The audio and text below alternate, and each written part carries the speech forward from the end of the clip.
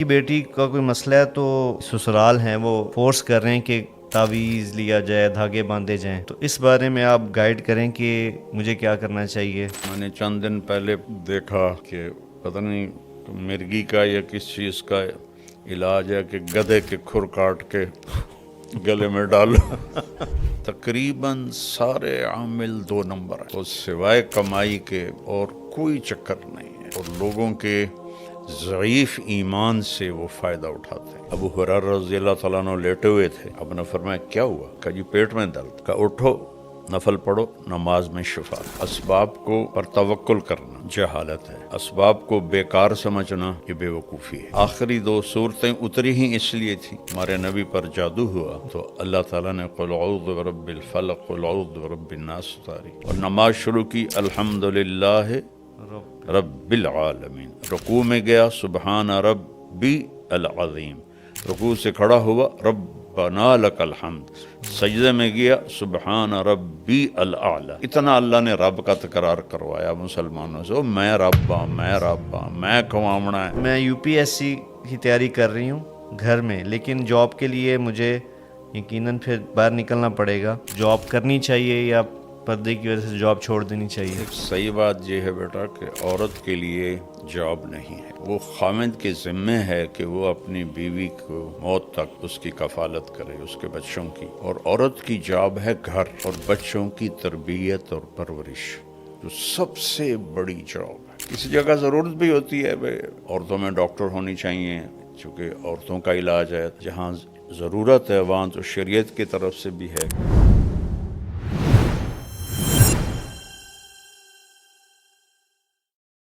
جی اگلا جو سوال ہے بابا وہ بڑا ہی اہم ہے اور بہت زیادہ آپ کہہ لیں آج کے ماحول پہ اثر انداز ہوتا ہے۔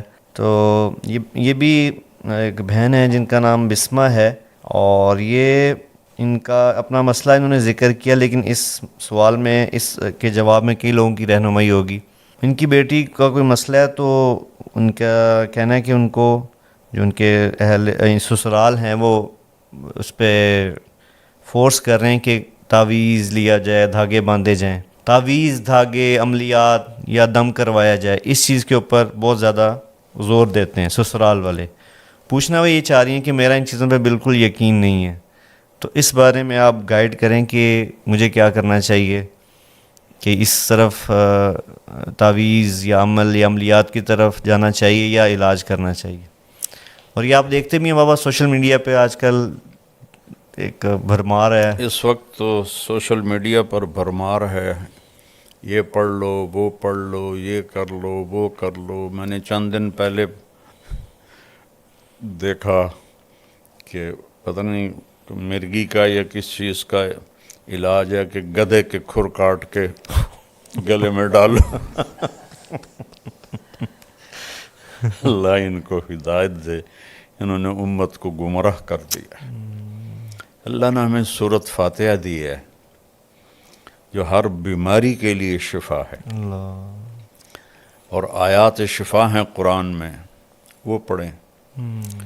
آخری 2 صورتیں اتری ہی اس لیے تھیں، ہمارے نبی پر جادو ہوا تو اللہ تعالیٰ نے قل اعوذ برب الفلق قل اعوذ برب الناس اتاری۔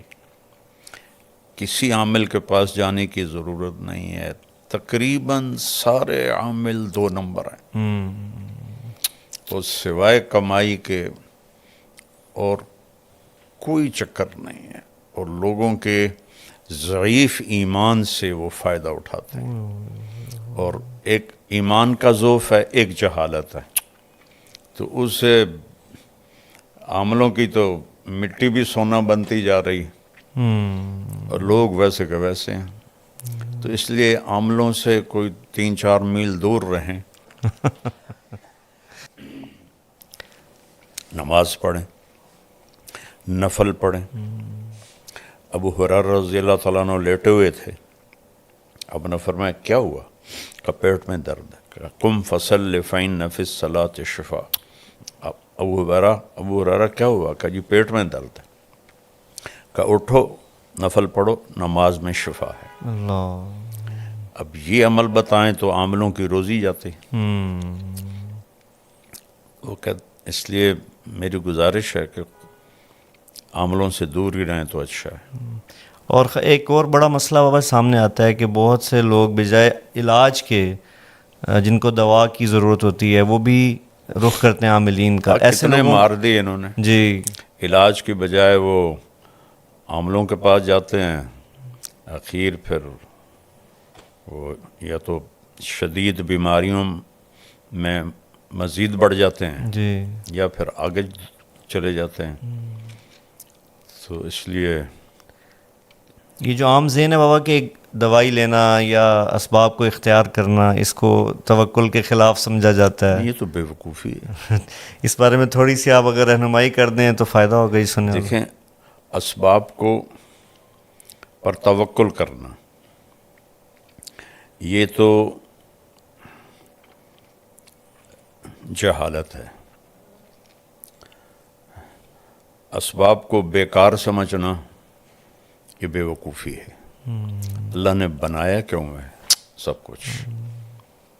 یہ سارا اس لیے تو والذی خلق لکم ما فی الارض جمیعا, یہ سب کچھ جو بنایا تمہارے لیے بنایا. اللہ اور اللہ کے نبی نے خود حضرت سعد بن ابی وقاص رضی اللہ تعالیٰ عنہ کے مرض کی تشخیص کی, انک لمفعود, تجھے دل کا دورہ ہے, اور تو اس کو 7 کھجوریں عجوہ کی گٹھلی کوٹ کے کھلاؤ. یہ تو اپنی طرف سے. پھر فرمایا اس کو حارث بن کلدہ کے پاس بھیجو, وہ اس کا علاج کرے. وہ طائف میں طبیب تھے, ان کے پاس بھیجا علاج کے لیے. سبحان اللہ سبحان اللہ. تو یہ بیوقوف لوگ ہیں جو کہتے ہیں کہ توکل کا مطلب ہے کہ بس کچھ بھی نہ کرو. حضرت عمر رضی اللہ عنہ جمعہ پڑھا کے اترے, اٹھے مصلی سے, جی ایک طرف کچھ نوجوان بیٹھے تھے. آپ نے فرمایا من انتم, کون لوگ ہو؟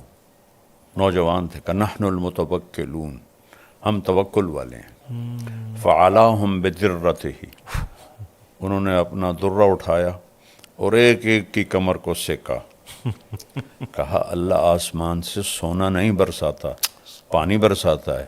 اللہ اکبر. اور جمعے کی نماز سی نا, تو اللہ کہتا ہے اذا قضیت الصلاۃ فانتشروا فی الارض, تو تم یہاں بیٹھے ہو, اللہ اوپر سے تمہیں پھینکے گا. اگر آئندہ تم یہاں نظر آئے میں تمہارے چہرے لال کر دوں گا. اللہ اکبر سب کو بھگا دیا. اللہ اکبر. او قل ثم توکل. ایک صحابی نے پوچھا یا رسول اللہ, اونٹ کو باندھ کے توکل کروں یا ویسے ہی توکل کروں؟ آپ نے فرمایا او قل ثم توکل, پہلے اس کو باندھو پھر توکل کرو. اللہ ہمارے نبی غار میں چھپے بیٹا, اللہ کیا آپ میں توکل نہیں تھا؟ سبحان اللہ. 3 دن سخت گرمی ستمبر کے مہینے, 27 صفر کی رات, 28 صفر کی رات, 29 صفر کی رات, اور 1 ربیع الاول کو آپ وہاں سے نکلے. اور سارا راستہ تبدیل کیا. ایک کافر رہبر تھا, عبداللہ بن اریقط, حضرت ابوبکر صدیق کا دوست تھا. بعد میں اس کا کوئی تذکرہ نہیں ملتا کہ وہ ایمان لایا یا نہیں لایا. اس کو رہبر بنا کے آپ نے سفر پہ آیا. تو اسباب کا ترک, اس کو توکل سمجھنا, یہ بہت ہی غلط. اور اسباب میں یوں لگنا کہ حلال حرام کی پہچان ہی ختم ہو جائے. جھوٹ نہ بولیں تو روٹی کہاں سے کھائیں, رشوت نہ لیں تو روٹی کہاں سے کھائیں, یہ بھی حرام ہے. اللہ تعالیٰ نے پہلا تعارف ہی کروایا ہے الحمدللہ رب العالمین. صرف تمہارا نہیں, پتہ نہیں کتنے عالم ہے, کہ سب کا رب, سب کو پالتا ہوں. میں کہتا ہوتا ہوں کافروں کو توحید میں دھوکہ لگا, وہ پتھروں کے آگے جھک گئے, بتوں کے آگے جھک گئے. مسلمانوں کو ربوبیت میں دھوکہ لگا, توحید میں دھوکہ نہیں ہے. کسی کے آگے پتھر کا بت رکھو, شرابی جواری کیوں نہ ہو, اسے کوئی نے سجدہ کر کا توبہ توبہ میں کافر ہوں.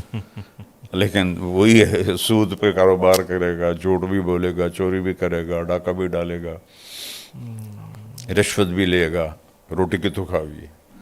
تو مسلمانوں کو ربوبیت میں شک پڑا, تو اللہ نے الحمدللہ رب العالمین سے قرآن شروع کیا, اور قل اعوذ برب الفلق، قل اعوذ برب الناس، رب سے شروع کر کے رب پہ ختم، سبحان اللہ، اور نماز شروع کی الحمدللہ رب رب العالمین، رکوع میں گیا سبحان ربی العظیم، رکوع سے کھڑا ہوا ربنا لک الحمد، سجدے میں گیا سبحان ربی الاعلی، اتنا اللہ نے رب کا تکرار کروایا مسلمانوں سے، میں رب ہاں، میں رب ہاں، میں کھوامنا ہے، میرے کول کوئی تھوڑ کوئی نہیں۔ تو یہ دونوں ایکسٹریم غلط ہیں۔ جی۔